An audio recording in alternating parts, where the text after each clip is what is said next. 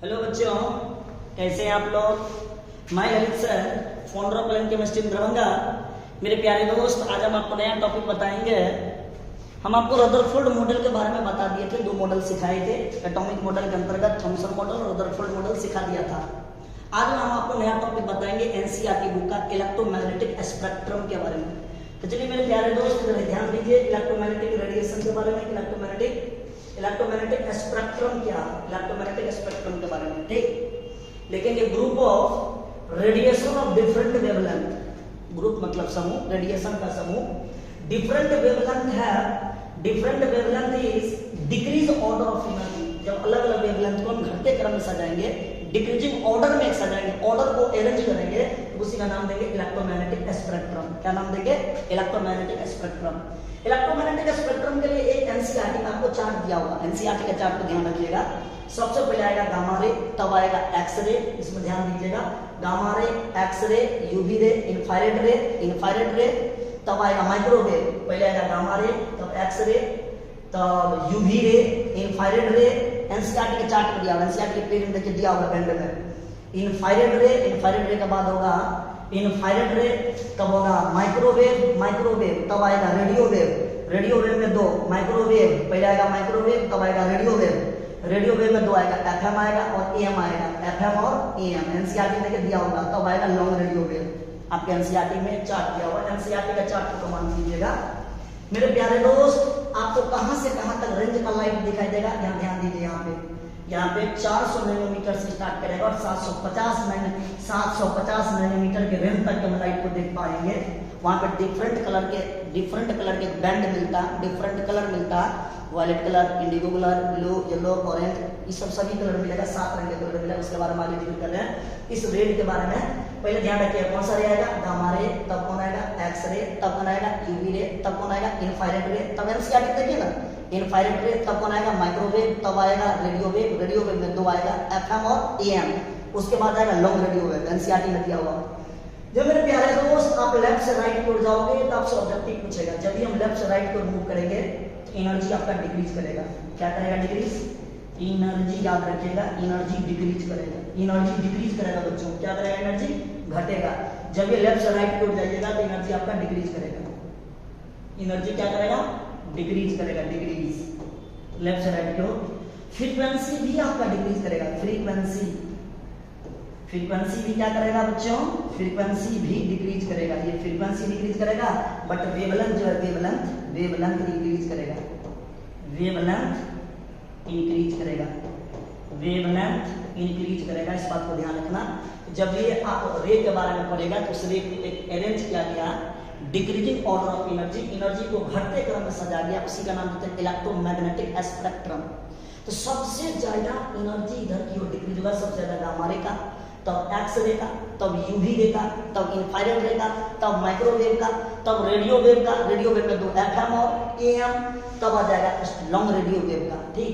NCERT में आपको colour दिया, अल्ट्रा ये यूवी रे, इंफ्रारेड रे के बीच में कलर दिया। कहां से कहां तक आप देख पाओगे? 400 नैनोमीटर से 750 नैनोमीटर के रेंज को हम अपनी आंख से विजिबल देख सकते हैं। इन तीनों से आपको ऑब्जेक्टिव पूछेगा बच्चों, थोड़ा सा ध्यान रखिएगा। जब लेफ्ट से राइट को जाएगा एनर्जी घटेगा, फ्रीक्वेंसी डिक्रीज करेगा, बट वेवलेंथ इंक्रीज करेगा। आपसे पूछेगा किस लाइट का वेवलेंथ सबसे ज्यादा होता है? रेड लाइट का वेवलेंथ सबसे ज्यादा होता है। तो उनको दूर के रेड लाइट भी दिखाई देता। किसका सबसे कम होता है? तो वायलेट का सबसे कम होता है वेवलेंथ। तो आप धीरे धीरे क्वेश्चन पढ़ेगा तो आपको पता चल जाएगा। चलिए आगे बढ़िए। आगे हम बताएंगे पॉइंट विजिबल रीजन के बारे में। Visible region of range from कहां से कहां तक रीजन आपको दिखाई देगा? 400 नैनोमीटर से लेकर 750 नैनोमीटर की रेंज आपको दिखाई देगा। इट कंसिस्ट ऑफ 7 प्रकार के कलर दिखाई देगा। 7 डिफरेंट कलर का बैंड मिलेगा, 7 कलर का बैंड मिलेगा, पट्टी मिलेगा। नेम ऐड, उसी का नाम दिया गया। सबसे पहला कलर पढ़ोगे वायलेट, तब पढ़ोगे इंडिगो, तब पढ़ोगे ब्लू, तब पढ़ोगे ग्रीन, तब पढ़ोगे येलो, तब ऑरेंज, उसके बाद रेड। सबसे ज्यादा वेवलेंथ किसका होता है? रेड का। ध्यान रखिएगा, रेड का वेवलेंथ सबसे ज्यादा होता है और सबसे कम किसका होता है? वायलेट का। In increasing order of wavelength का घटते क्रम आपको दिया हुआ। इस बात से आपको ऑब्जेक्टिव ध्यान रखना। कितने से कितने रेंज के आप देख सकते हो लाइट को? 700, 450 से लेकर 750 तक रेंज को हम देख सकते हैं बालक। 400 से लेकर 750 रेंज तक हम देख सकते हैं। इसमें 7 को कलर दिखाई देगा, violet, indigo, blue, green, yellow, orange, red.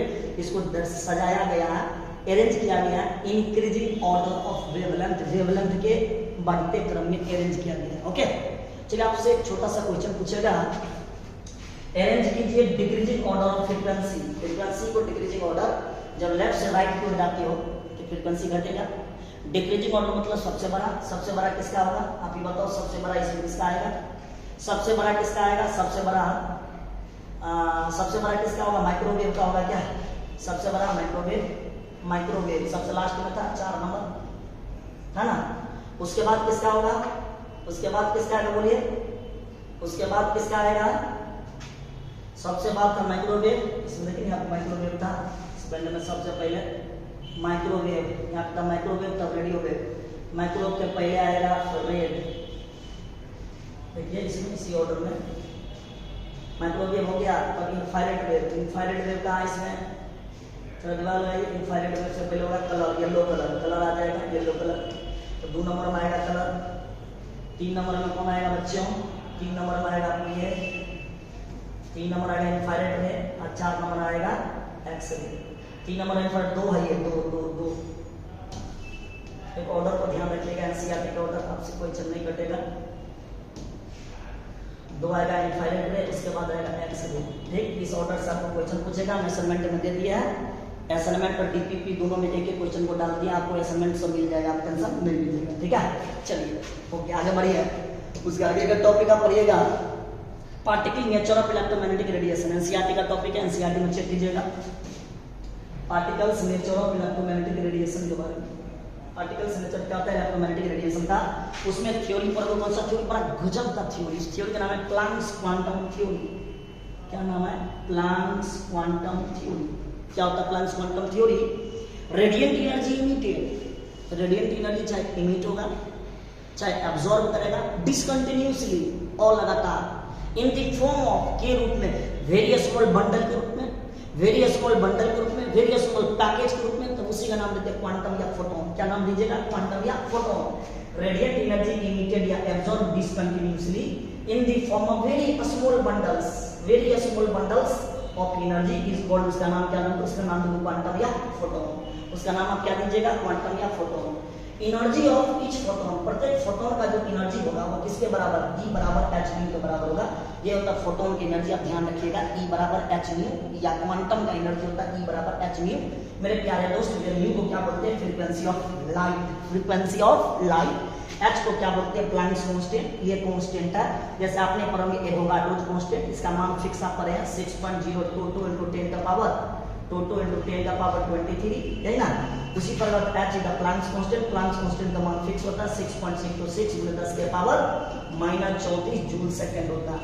तो बच्चों ये आप ध्यान रखिएगा, यूनिट थोड़ा सा ध्यान रखिएगा, h is the Planck's constant का मान फिक्स होता है। उसके बाद नंबर थर्ड पॉइंट पढ़िएगा, total number of light, total number of light बराबर क्या लिखिएगा, NH, total number of light NH n से गुना कर दो, n क्या होता है, नंबर ऑफ फोटोन। अगर नंबर ऑफ फोटोन 1 है तो 1 से मल्टीप्लाई, 2 है तो 2 से मल्टीप्लाई, n है तो n से मल्टीप्लाई, x है तो x से मल्टीप्लाई कर दो। उसके बाद क्या करेगा, energy of 1 mole photon, 1 mole photon का जो एनर्जी होगा उसे 1 आइंस्टाइन बोलते हैं, n बीच में लगा दिया, 1 आइंस्टाइन के नाम से जानते हैं। किसके नाम जानते हैं, 1 आइंस्टाइन। 1 मोल फोटोन का जितने एनर्जी होगा उस एनर्जी को बोलते हैं 1 मोल आइंस्टाइन, 1 मोल आइंस्टाइन के नाम से हम जानते हैं। तो मेरे प्यारे दोस्त, ये आपका थ्योरी है किसका, Planck's quantum theory. By radiant energy emitted या absorbed discontinuously in the form of various bundles of energy, इसी नाम देते हैं क्वांटम या photon. by energy of photon का फॉर्मूला याद रखना, E बराबर h न्यू, या न्यू बराबर आगे भी पढ़ोगे, न्यू बराबर आगे भी पढ़ोगे, c बाई लैम्डा। फ्रीक्वेंसी बराबर हम आपको बताएंगे, आपको टेंशन लेने की जरूरत नहीं है। तो दूसरा फॉर्मूला आ जाएगा E बराबर h, और न्यू की जगह क्या लिखिएगा, c बाई लैम्डा। इससे आपको क्वेश्चन भी बनेगा। बाबू थोड़ा सा ध्यान दीजिएगा, आपसे एक भी क्वेश्चन नहीं कटेगा, IT हो मेडिकल हो कोई भी क्वेश्चन नहीं कटेगा। फिर हम उसके बाद बताए total number of photon, total number of photon का फॉर्मूला क्या होगा, NH n से गुना कर दीजिए, यानी आप total number of photon, energy of 1 mole photon is equal to 1 Einstein. 1 mole photon का जितना एनर्जी हो उसी इक्वल टू 1 आइंस्टाइन। एक क्वेश्चन कीजिए, आपने अपन खुल जाएगा। छोटा सा क्वेश्चन देखिए, एनर्जी ऑफ 2 रेडिएशन, 2 रेडिएशन का एनर्जी मेरे प्यारे दोस्त दिया हुआ, E1 का मान दिया हुआ 50 इलेक्ट्रॉन वोल्ट, E2 का मान दिया 75 electron volt. Then correct relation का बताइए इसमें से कौन सा रिलेशन वेवलेंथ का सही रहेगा। भाई साहब अभी आप पढ़े एनर्जी का फॉर्मूला, क्या पढ़े, E बराबर आप पढ़े, क्या पढ़े बोलिए, E बराबर फॉर्मूला पढ़े, h c बाई लैम्डा पढ़े है ना।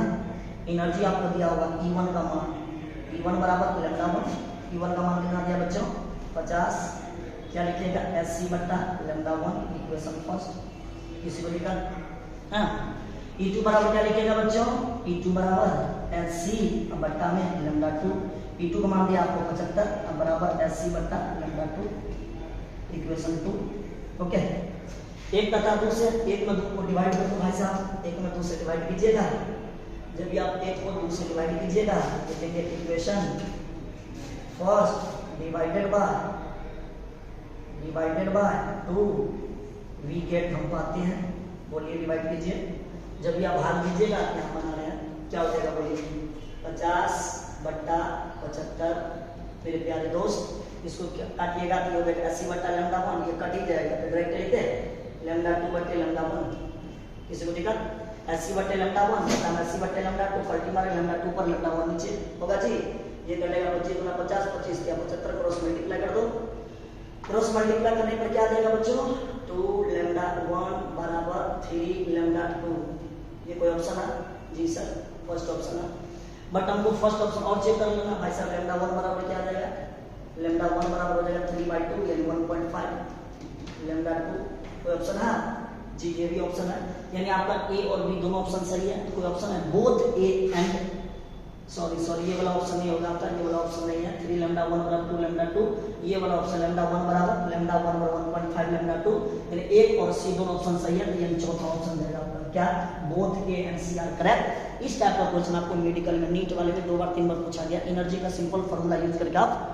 क्वेश्चन सॉल्व कर लीजिए, E बराबर hv, इस टाइप का आप क्वेश्चन सब सॉल्व कर सकते हैं, और क्वेश्चन हम कराएंगे धीरे धीरे, और एक टॉपिक हमको पढ़ाना चाहिए, वेवलेंथ क्या आता है, फ्रीक्वेंसी क्या आता है, वेव नंबर क्या आता है, एम्पलीट्यूड क्या होता है, सही बात पढ़ा देंगे, तो 5-7 क्वेश्चन आपको अभ्यास करवा देंगे, ताकि आपको कोई भी क्वेश्चन दिक्कत हो, नहीं एनसीईआरटी में फंसेगा, नहीं आईटी मेडिकल में क्वेश्चन फंसेगा।